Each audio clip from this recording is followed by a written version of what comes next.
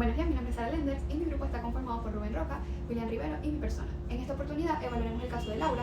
Esta es una estudiante universitaria con dificultades de atención y de aprendizaje. En el presente análisis vamos a abordar lo que es el caso de esta estudiante universitaria cuya trayectoria académica ha experimentado un cambio o una transición crítica, de tener un promedio alto a tener un promedio más bajo. Se va a examinar cómo la falta de autorregulación y de compromiso afecta a las funciones ejecutivas que han desencadenado una serie de dificultades que trascienden lo académico, afectando también la parte emocional y sus ritmos biológicos. El objetivo de esta evaluación es desglosar la interrelación entre su perfil cognitivo y los factores del entorno que perpetúan su actual estado de ineficacia. Vamos a ir desglosando varias preguntas. La primera es ¿cuáles son los problemas centrales que presenta Laura en el ámbito académico y personal? Primeramente, en el ámbito académico podemos resaltar que se observa una déficit en la autorregulación y también en las funciones ejecutivas. Es decir, esto se traduce en dificultades para organizar tareas complejas, seguir secuencias de pasos, gestionar el tiempo teniendo procrastinación y una baja drástica en la precisión académica, es decir, tiene errores por omisión o por mala lectura de las actividades que le han mandado.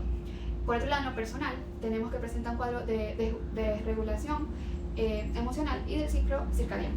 La frustración ha crecido en Laura ante la sensación de la ineficacia. Además, el uso compensatorio de pantallas por la noche genera en ella una fatiga diurna, lo que hace una especie de retroalimentación en el ciclo de la falta de atención en el ámbito del estudio. Por otro lado, también tenemos que qué cambios recientes se observan en su rendimiento y conducta respecto a etapas previas. En la parte del rendimiento tenemos que ha pasado de un nivel promedio alto de 16 o 20 a un nivel crítico o de aprobación mínima con una nota de 10 a 11. La diferencia radica en que las materias actuales exigen mayor capacidad de síntesis y toma de decisiones rápidas. Es decir, no solo es memorizarse información teórica, sino que requiere de más habilidad. En la conducta, anteriormente era vista como una alumna responsable y actualmente la distracción ha pasado a ser disfuncional, afectando sus relaciones grupales, generando una desconexión. Y por el lado de la salud mental, teniendo ansiedad por tener una pérdida de su beca. También tenemos la percepción sensorial y atención, con interrogantes como qué tipos de atención parecen más comprometidos en Laura. Hay que justificar y dar ejemplos de este caso. Ahora bien, para entender el perfil de Laura, es útil visualizar cómo se jerarquizan estos procesos. Por ejemplo, la atención sostenida, esta es la más afectada. Laura no logra mantener el foco en las clases magistrales por más de unos minutos y pierde el hilo de las conversaciones largas y que tiene recibiendo en cada una de sus clases. Tiene atención selectiva, es muy comprometida, su cerebro no logra filtrar estímulos irrelevantes como los ruidos, los movimientos de los compañeros, sus propios pensamientos, dándole la misma importancia que a la voz del profesor. También tenemos la atención dividida. Se puede observar la falla cuando intenta realizar apuntes, escuchar al mismo tiempo, o cuando se debe procesar varias ideas en una entrevista. También podemos resaltar que estímulos del entorno interfieren principalmente con su atención en clases y al estudiar. Podemos decir que Laura presenta una vulnerabilidad tanto a estímulos exógenos como endógenos. Por ejemplo, los exógenos son los auditivos, como ruidos mínimos del ambiente y sonidos del pasillo en general, y los exógenos son los visuales, por ejemplo, movimientos de los compañeros en el aula, y lo que pueda suceder fuera de la ventana o del aula. En exógenos también tenemos los tecnológicos, notificaciones del teléfono móvil y fuente de distracciones inmediatas. Y endógenos, los cognitivos, pueden ser sus propios pensamientos, por ejemplo, soñar despierta, y que actúa como un factor de distracción interno, igual de potente o de fuerte como un ruido externo. Ahora bien, los dejo con mis compañeros para proseguir con cada una de las incógnitas en relación al caso de Laura. Muchísimas gracias. Mi nombre es William Rivero, soy cursante de la carrera de Psicología Social de la Universidad de Yacambú. El día de hoy nos encontramos en un ejercicio práctico donde vamos a analizar mediante una entrevista el comportamiento de un alumno en el cual ha presentado un déficit académico notable en los últimos meses o lapsos de su carrera. Entendemos que las entrevistas son necesarias para determinar cualquier fallo o cualquier situación irregular que presente una persona, bien sea en el área laboral, familiar, como en este caso en el área estudiantil, y a través de esto brindar las herramientas suficientes para lograr mejorar lo que corresponde a su desempeño o desenvolvimiento en las determinadas áreas. En este caso muy particular, tratamos un caso de una señorita llamada Laura, la cual posee 20 años de edad. La misma ha manifestado abiertamente mediante la entrevista de poseer una carencia notable o déficit académico, producto de la falta de conciliación del sueño, posee una irritabilidad constante en cuanto a su comportamiento. Abiertamente ha manifestado de que desde su niñez ha sido una persona promedio de aproximadamente 16 puntos y actualmente ha presentado una baja importante de 10 a 11 puntos de promedio. Manifiesta también abiertamente que su carencia principal es en el área de las materias en cuanto a la teoría, materias teóricas, entendiendo esto de que este tipo de materias teóricas son las de la mayor presencia en una materia como en una carrera profesional como es la psicología. La finalidad del estudio es determinar o brindarle a través de estudios neuropsicológicos qué tipo de comportamiento o qué tipo de trastorno estamos observando en este comportamiento de lo que corresponde a la señorita Laura. En el aspecto correspondiente tenemos el aspecto número 3, en cuanto corresponde a lo que son las funciones ejecutivas y control cognitivo. Encontramos una pregunta que dice textualmente lo siguiente: ¿qué funciones ejecutivas se observan alteradas o poco eficientes? Tenemos la planificación, organización, memoria de trabajo, inhibición, flexibilidad o monitorización. Entendiendo que estas funciones ejecutivas se localizan o se ejecutan en el área prefrontal del cerebro, que es donde funciona prácticamente como un director de orquesta, que es la que dirige todo lo que son las funciones del cuerpo humano y lo que es del cerebro. En este caso específico observamos que Laura, en cuanto a la planificación, evidentemente su cerebro no logra conciliar y organizarse para determinar las prioridades en cuanto se quiere ella concentrarse en alguno de sus objetivos al momento de realizar sus estudios. En cuanto a la inhibición, sí la tenemos presente porque ella manifiesta abiertamente que se distrae constantemente, así sea observando cualquier situación a su alrededor, no posee esa capacidad o esa denominada visión de túnel para enfocarse o concentrarse en algo determinado o puntual como lo son sus materias. En cuanto a la flexibilidad, no posee su cerebro la capacidad suficiente para adaptarse a distintas situaciones, puesto que ella se encuentra actualmente en una situación de una presión, presenta ciertos problemas familiares e igualmente se encuentra en una constante situación de estrés. Igualmente hay una función ejecutiva que es la monitorización, que es una función específica que se encarga de autocorregirse. Entonces ella, a pesar de que tiene conocimiento, su situación básica de que está fallando, su cerebro no se logra corregir o enmendar cada uno de sus errores. Entonces, ahí también metemos presente esta función ejecutiva como lo es la monotorización. La próxima pregunta tenemos, la pregunta número 6, ¿cómo se relacionan estas dificultades ejecutivas con los errores en exámenes y trabajos académicos de Laura? Sí los observamos claramente porque todas estas funciones ejecutivas del cerebro que se ubican en el área prefrontal no permiten o no se cohesionan para que el desenvolvimiento del cerebro o la capacidad cerebral de fijar conocimientos, entendiendo que para poder fijar los conocimientos el cerebro necesita pasar por una serie de procesos químicos y a través del hipocampo poder fijar los conocimientos. Entonces, con la carencia o con el corte por parte del cerebro hacia el área prefrontal y la carencia o disminución en estas funciones ejecutivas, Laura inmediatamente se le dificulta lo que es el aprendizaje en cuanto a sus materias de su carrera. Entonces la tenemos presente ahí netamente.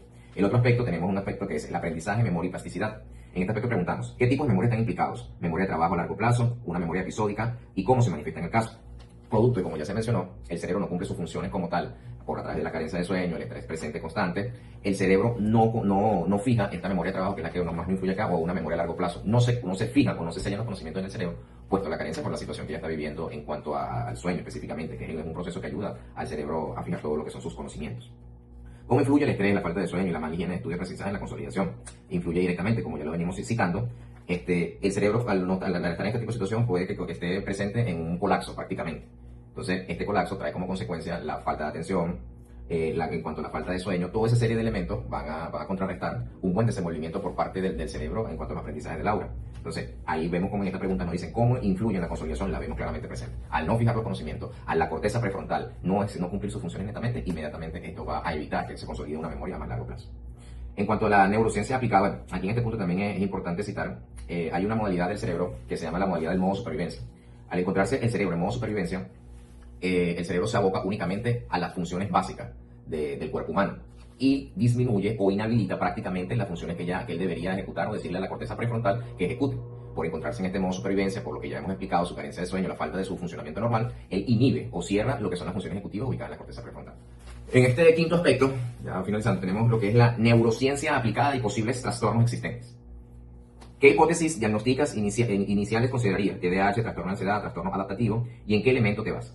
Principalmente podemos decir que el cerebro, al tener la carencia de lo que es la dopamina, que es un neurotransmisor encargado de decir que es la recompensa del placer, al no existir esta motivación suficiente para el cerebro y mantener la atención en un determinado punto o en un determinado enfoque, en este ejemplo lo citamos claramente, en lo que es las materias teóricas de Laura, no existe una motivación suficiente para el cerebro para determinar o para encontrarse enfocado y pasar horas y horas de estudio en un solo enfoque, a pesar de cualquier distracción que existe en su medio ambiente. Entonces, a la carencia de este neurotransmisor, que es la dopamina, ahí vemos como el TDAH se puede ver enfocado. Al igual existe lo que es llamado la noradrenalina. Podemos determinarlo como un interruptor de que dice la atención, es la que le dice al cerebro o al cuerpo humano, mantente acá, que esto es lo que vale la pena y mantén la atención en esto. Entonces, ahí podemos conseguir dos vínculos o dos análisis de dos situaciones o de la carencia de estas dos transmisiones cerebrales donde determinan lo que es su comportamiento, por así decirlo. Entonces, ¿qué información adicional y qué evaluación neuropsicológica serían necesarias antes de llegar a una conclusión diagnóstica? Primero hay que citar que, según los estudios, dice de que el cerebro humano crece hasta aproximadamente poseer los 20 años de edad, pero consigue su maduración total a los 25 o 30 años aproximadamente. Entonces, en este caso específico de Laura, hay que hacer un análisis en verificar si aún ella no ha conseguido esa maduración completa en lo que es la formación de todas sus estructuras cerebrales. Entonces, cuando hablamos de llegar a una conclusión diagnóstica, también hay que citar, es importante, cuando hacemos una evaluación neuropsicológica, nos referimos a evaluaciones basadas netamente en el comportamiento y en la conducta, más no son estudios específicos psicológicos, específicos en cuanto a una resonancia, como por ejemplo, no son solamente en este tipo de estudios, nos enfocamos a lo que es la conducta, lo que observamos desde afuera de cada uno de los sujetos que son evaluados o entrevistados en este caso. Entonces, podemos hacer un análisis, la falta de sueño, el mal funcionamiento del hipocampo producto de que no puede fijar todos los conocimientos, la inhibición o el cierre de la corteza prefrontal, podemos determinar, no, o sea, una conclusión definitiva, es difícil, que también son una serie de elementos que influyen en ella, donde podría decirse que se podrían dar unas herramientas para ir determinando su avance o no a la señorita Laura, y de esta manera, en lo que es el área psicológica, pueda tener éxito en este caso específico. Buen día, mi nombre es Rubén Roca, soy estudiante de la Escuela de Psicología de la Universidad de Yacambú y voy a continuar con el caso de Laura, ¿sí? Con la materia de neuropsicología. Bueno, el caso de Laura es bastante interesante. Desempeño de Laura no se debe a un solo factor, sino a la articulación de varias dimensiones que se retroalimentan mutuamente, ¿sí? Y muy negativamente, por supuesto. Entonces tenemos el aspecto contextual y emocional, que serían los conflictos familiares, y la presión por mantener la beca generar un pico de estrés crónico y ansiedad. Este estrés exacerbó una probable vulnerabilidad neurocognitiva de base, posible déficit de atención y hiperactividad, que sería el TDAH, trastorno de déficit de atención y hiperactividad. La sobrecarga cognitiva colapsó su memoria de trabajo y su capacidad de planificación, llevándola a distraerse mucho, llevándola a procrastinar. Y bueno, la frustración académica eleva la ansiedad altera el sueño, el mal sueño empeora la atención y el control ejecutivo, y esto genera, por supuesto, peores notas y reiniciando el ciclo con más fuerza. Entonces, la propuesta de intervención integral sería: está basada en tres pilares, ¿sí? Adaptaciones académicas. El primer pilar: permitir a Laura rendir exámenes en espacios libres de distractores y brindarle más tiempo, entregar las consignas, instrucciones de trabajo grupales por escritos y segmentados, ¿sí? El segundo pilar sería entrenamiento y rehabilitación cognitiva. Aplicar estrategias de higiene de estudio, técnicas de Pomodoro, como por ejemplo en el área fitness, ese trabajo se llama Tabata, que sería 25 minutos de trabajo por 5 minutos de descanso. ¿Por qué? Pues, así, podemos no forzar su atención sostenida y el uso de agendas visuales para exteriorizar la planificación de tareas que son más complejas. Y el tercer pilar sería apoyo emocional y conductual. Tenemos que hablar de psicoterapia, enfocar en el manejo del estrés, reestructuración cognitiva frente a su miedo a no ser capaz y psicoeducación sobre higiene del sueño, que sería desconectarlas de todo tipo de pantallas 2 horas antes de dormir, que si laptop, que si iPad, que si teléfono, que si computadora, que televisor, etcétera, etcétera. ¿Sí? ¿Cuáles serían sus indicadores de eficacia y cómo saber si funciona? Un indicador académico sería la reducción de errores por descuido. En las evaluaciones y un repunte gradual en el promedio general, regresando a la franja de 10 y 11 hacia la de 15 y 16. ¿Sí? Entonces, tenemos también un indicador emocional conductual. Sería el autorreporte de una disminución de la fatiga matutina y la ansiedad, evidenciando un patrón de sueño ininterrumpido y la entrega de trabajos de llegar a los picos de procrastinación de último minuto. ¿Sí?